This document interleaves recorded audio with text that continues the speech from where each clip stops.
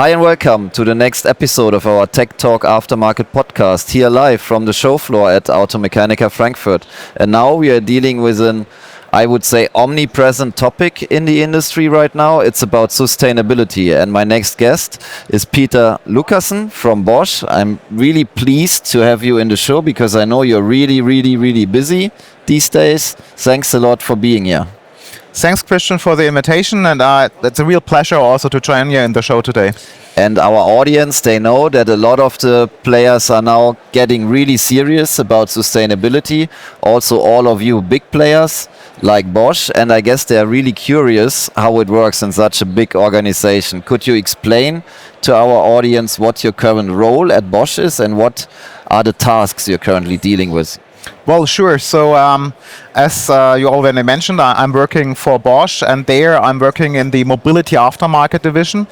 And my role, the description is I'm responsible for operational sustainability, which means I am the one in my division in Mobility Aftermarket looking for the whole bunch of sustainability topics. And I think we will also have time to speak a little bit more about this. It's really a lot. Yeah. And basically my role is here to have the overview, to be the umbrella for all the different aspects as well in sales, in the product areas and in the regions, and how to bring market expectation, legal requirements and our own ambitions together.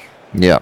And you are with the Bosch organization for now, I guess it's 16 years. Yeah, exactly. You are serving Bosch in many positions, many different positions. You've been into manufacturing. You have experience in supply chain management. So does this help you, that experience from within the organization now in what you are doing currently for the sustainability topic? Yes, thank you for this question.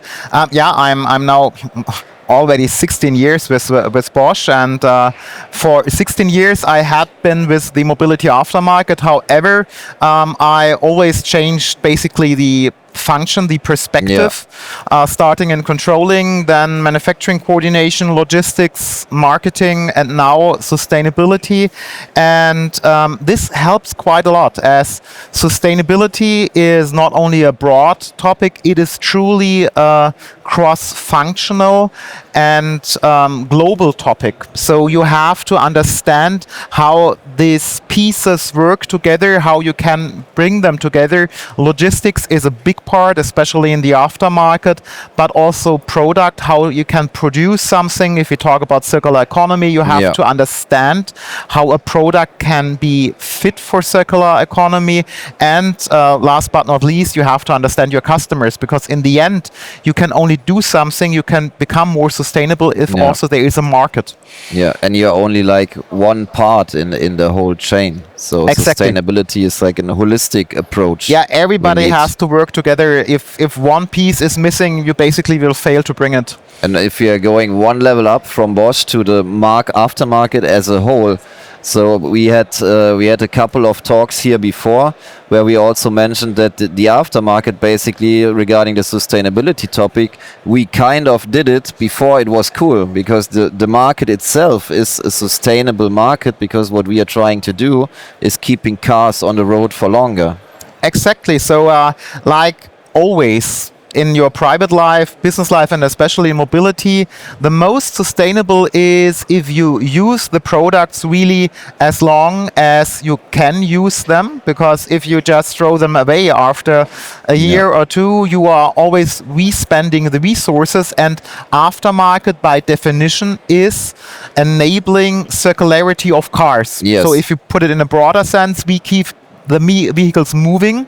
And if we today talk about that cars can be, or also trucks can be used for 15, 18, 20 years, this is only possible if the spare parts are available, if the service is available. And just think about that, if you would, this is a challenge in the electric mobility field, if you are not able to replace something after 10 or 12 years. I would like to come back at Bosch as an organization. So I can imagine like Bosch, one of the largest companies in the aftermarket, and you are starting in your role dealing with the sustainability topic on a global scale. Where do you start? So how do you prioritize your tasks you have to deal with? Is it difficult to drive this topic in such a huge organization? Well, it is always, if you have a complex topic, difficult to do this on the one hand side. On the other hand side, well, you have to structure yourself. And then if you look at the topic of sustainability, basically there are 3 dimensions for us to do this. So on the one hand side, we have the legal topic. We have to be compliant. Yeah. So there's a lot of legislation coming, and this has to be handled. On a second level, you have the topic of being eligible for our customers, because especially if you look at the big customers on the OE side, but also on the aftermarket side, we have stock listed companies. They have also the capital markets pushing them, and this is translating them basically to requirements to our health, our side. And then the third dimension is that we are dealing with sustainability for quite some time. We have now remanufactured products offered for more than 50 years. We have a sustainability report for 25 years. So we want also to show that you can be sustainable, that you can earn money really with sustainable business. And this is an important message which I'm always spreading. It is as profitable as linear business, circular business. And so we want also to differentiate ourselves in the market, to showcase this, but also to grow with this business. And then if you have the 3 dimensions, you have to identify the experts handling basically the topic of legality, of compliance. So you have to have legal experts looking into upcoming legislation, CSRD, CSDDD, CBAM. So there's a lot of things which has to be handled. And then with some time, you do the according steps, and you have people in the organization taking care of that. Then second thing is you have to talk with the customers and develop solutions. And these solutions, you are immediately in the third dimension, you are differentiating yourself if you proactively offer these kind of solutions. So you need a lot of structure. You need to invest some time in the beginning, and then you have to assign the tasks within your organization to people to be responsible. You have to share the responsibility, but this is the whole topic of management. Management is not somebody at the top deciding everything. It is identifying the right people, giving them the possibility, the empowerment to drive the topics, and then have the overview and bring it together. Yes, totally. And would you say it helps because Bosch kind of by design is a very well organized organization? At least that's my impression when I deal with you guys, and I deal with a lot of Bosch guys. So it's an organized organization. You know, it's always pretty clear to whom you need to talk to whom to go to. So you're having a good base where you can start from. Well, it is also there, similar to a lot of topics, it helps, but also it at some points hinders yourself. And this is the typical example of big companies versus small companies. In big companies, you have specialists. You can talk about all topics, and you will find an expert for everything. You have procedures in place. On the other hand, we are talking in sustainability about a complete transformation of everything which we have learned to do for the last 60, 80 years, because there had been cheap energy, there had been plenty of resources, so you had only to think about how you make it more efficient in a linear way. Now you have to redo everything, and in big organizations, well, they are somehow resistant to change because everything is so nicely ordered. The order will fight if you want to change this order. So this is then the advantage of smaller companies. In a smaller company where you have only a handful of people, well, if you have realized that you have to change something, you can do it in weeks, and in Bosch we have to do it in months or years, which on the other hand means we have to prepare ourselves and we have to be more organized to just be at the that we are able to finish in time in the end. And in terms of So what you're basically saying is like it's always difficult, like being this big ocean liner, Yeah. and sometimes it's easier being the speedy sailboat. So exactly. is it then that you are also bringing externals in for help, or that you're doing cooperations with smaller companies supporting you in certain topics? Well, at Bosch, we always have also corporations, and we try to also streamline this a little bit, because if you have a lot of divisions like we have Yeah. in Bosch, it does not help if you have a different methodology in all kind Yes. of divisions. But we normally always cooperate then at least with one partner. Yeah. However, we try to also limit it a little bit, because you also have to understand the organization. Yes. So there is a lot of implicit knowledge with big corporations. So if you have too Yeah. many new players always in, it's very time consuming Yeah. to just explain them. Yeah, well, I know that mayhaps others are doing it this way, Yeah. but we are doing it for 20 years in this way, Yes. and you have to understand a little bit where we are coming from. Yes, sure.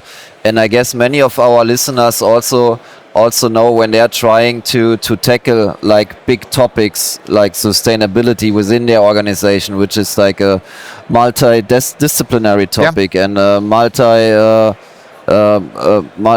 you need to involve several of your internal groups working on it, multi-department.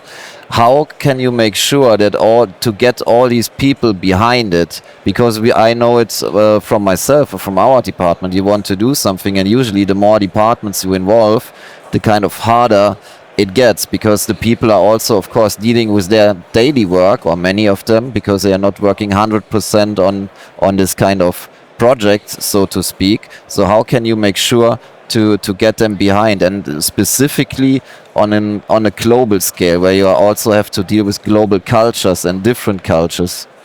Well, on the one hand side, there is, as I mentioned before, there are the must-do topics like legal Yeah. compliance, and there, I think there shouldn't be any discussion about No, no, no. compliance, and this has to be done. It might not always be fun, but you have to do it. On the other hand, if you But this then gives you kind of the foot in the door, because you can say, "Hey guys, it's a requirement. It's a legal issue. We must deal with it." Exactly, but then, of course, as you also might guess, if you only come with the stick, people will not really be so enthusiastic about a That's true. transformation, and this is a threat with all kind of transformations. If Yeah. you get a negative connotation with something, then you are missing the involvement of people, and everything is really hard and it takes time. So you also have to show the story, the positive momentum, and basically Yeah. the business momentum in this. So I always try to have these two sides. On the one hand side, hey people, we have to do something we Yeah. all know about. Look outside, climate change is reality. You Yes. see it every year.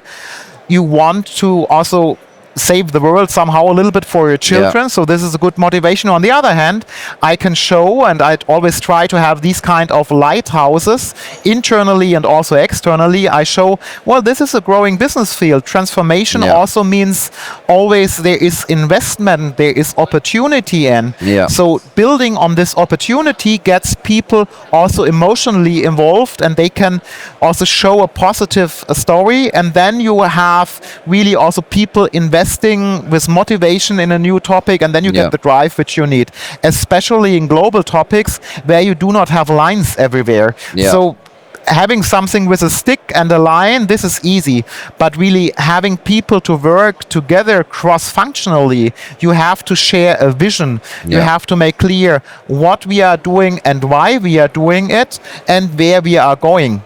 Yes, totally. And I assume that there are many projects and topics now regarding sustainability Yep. within the organization. Is there an overarching strategy, and how do you align all these different initiatives? Well, there is an overarching strategy. Yeah. So there is, on the one hand side, we have an umbrella for Bosch overall. And then, of course, as Bosch is very diverse, we have different storylines in the divisions in which we are talking about. So in our division, in the mobility aftermarket, we have a vision, a story, which is called Drive for Zero. So you have to put a name on it, basically. And I'm heading this story, and I have people of all the different functions in, and we have clear target and sub-stories to this, and are working consistently, basically, on individual topics. We are showing the results, we are showing positive feedback, we are sharing our experience, and with this we have a clear target, basically, to, on the one hand side, fulfill our science-based target commitment. This is Bosch overall. So there we have some quite strict targets on CO2 reductions, and we almost have now saved, or we have saved 27% of CO2 overall. So this is huge in the end. So it can be done. So, and if you start on this journey, you can do it. On the other hand, we also have the clear target to double our circular economy turnover, having this growth story, this fun part. And so on the one hand side, compliance and fun part, and I guess bring it together. That's really important, just what you said, to having like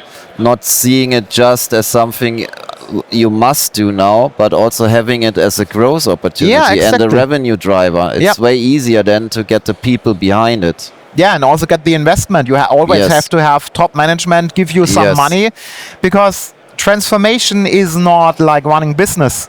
You have to invest for a year or for 2 years, perhaps even 3 years, before you really see significant turnover coming in. But then this is a consistent revenue stream which you are generating. And regarding specific projects, you just launched a POC for wiper plates and spark plugs. Can you tell us a little bit more about this? Yeah, well, this is the very basic for circularity, for circular economy, is that you use what is out there. And I'm always citing a study which is also cited from the European Union. It's a study by Cambridge. And they are, or they have shown that only in Europe we are losing 60 billion euros a year by throwing parts and resources in the trash bin which could be reused. The issue, however, with the usage is that you have to have the possibility to get it back. And a good example for me is if I go to holidays to France, for example, they sell the beverages still in plastic bottles. There are basically no or only few glass bottles available, which is much better from a sustainability perspective, but you have to have a platform collecting it. In Germany, we have a very established glass bottle collection system. You can give your glass bottles back everywhere, and the beverage companies, they get even their individual bottles back. Why? Because you have established this platform. So looking at the automotive aftermarket, we have a lot of products which are already remanufactured. So starters, alternators, injectors. Why? Because they are really valuable parts, and you can spend time, effort and money getting them back. However, there are a lot of parts which could be very well recycled. But the issue with those is they are just too cheap that anybody takes care of it. So intentionally, I said I have to dig into the possibility to build up a platform for the really low value parts which are put into the residual waste, but which could be recycled. And with this, we looked at spark plugs and wipers. They are high volume drivers.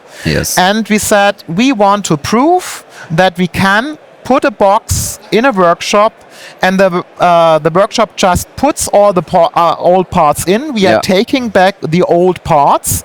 We do not want them to be put in a trash bin.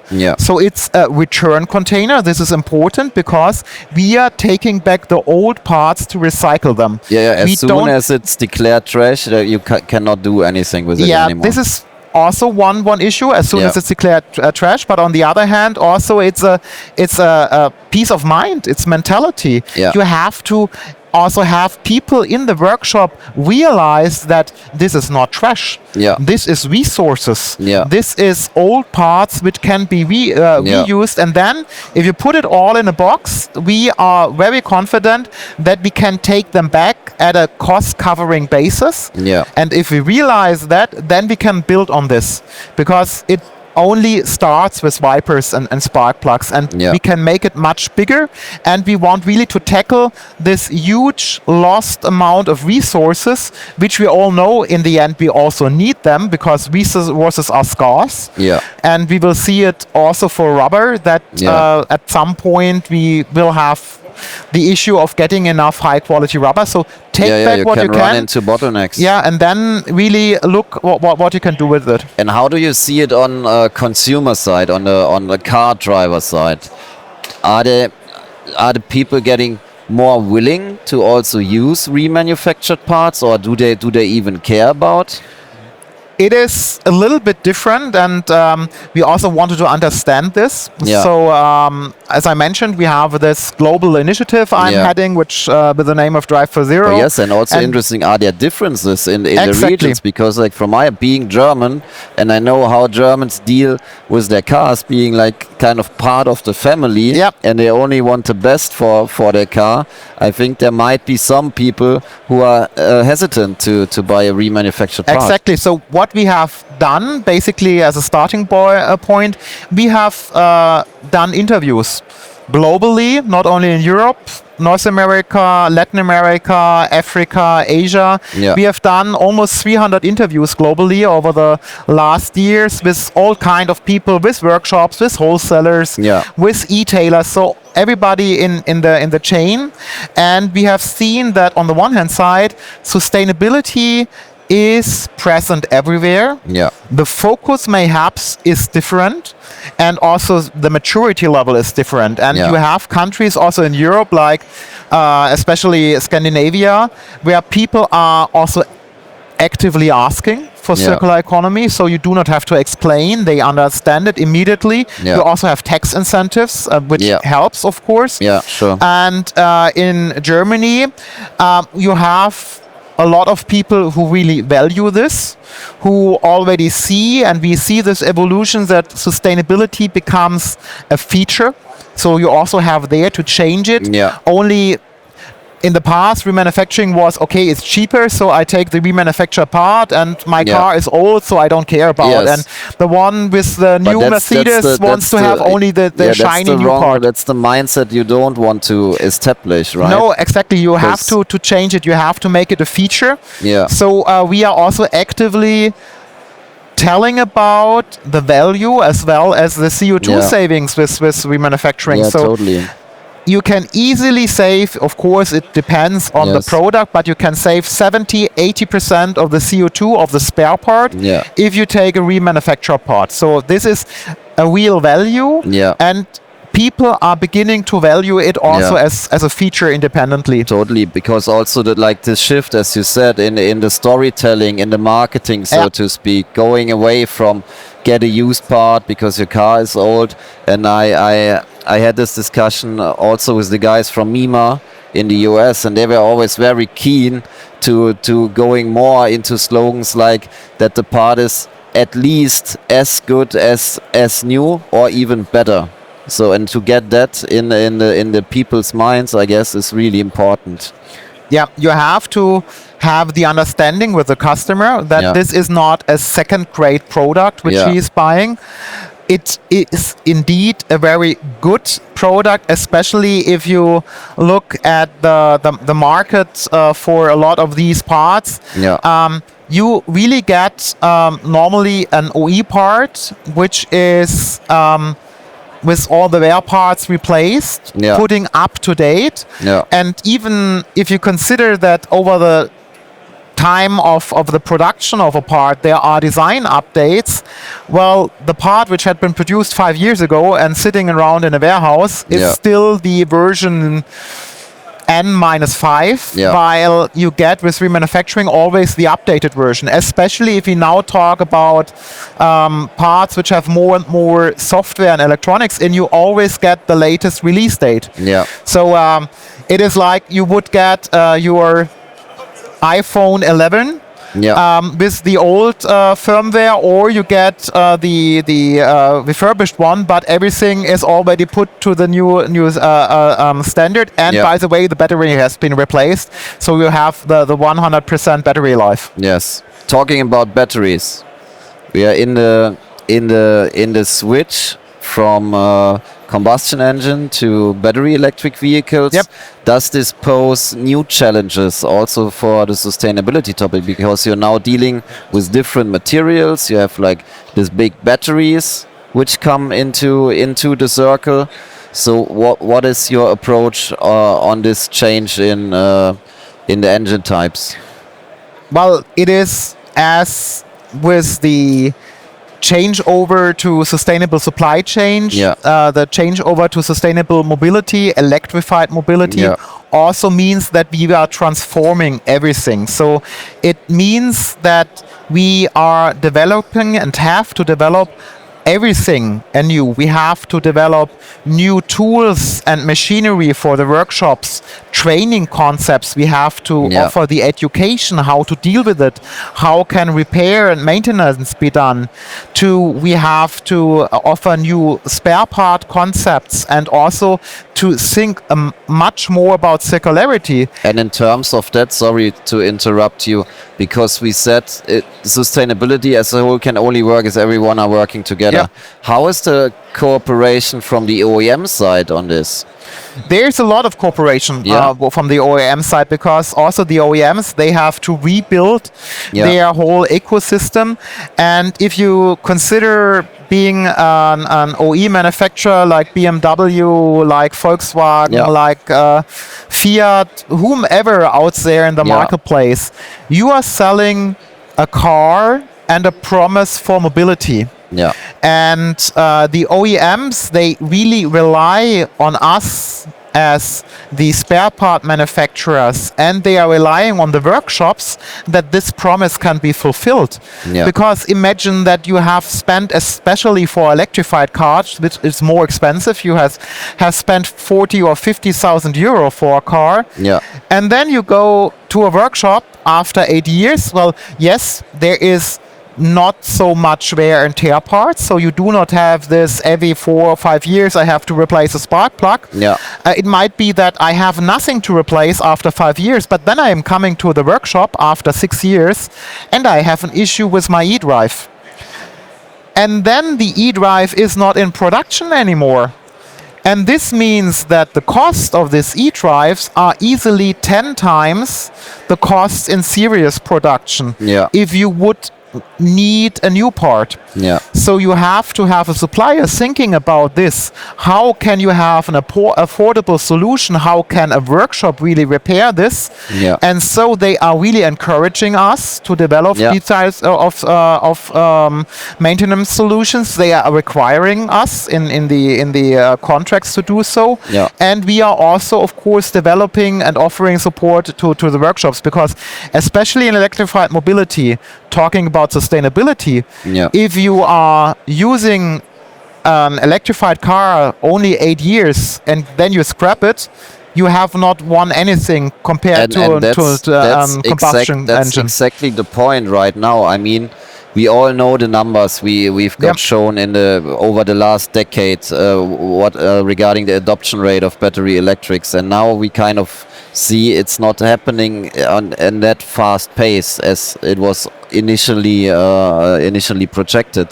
So would you say it's enough going into the battery electric vehicles, or do you think we should also embrace more other alternative solutions like hydrogen, for example? Especially for the cars who are still on the road. Yeah, well, as we know from the aftermarket, that cars can have a very long lifespan.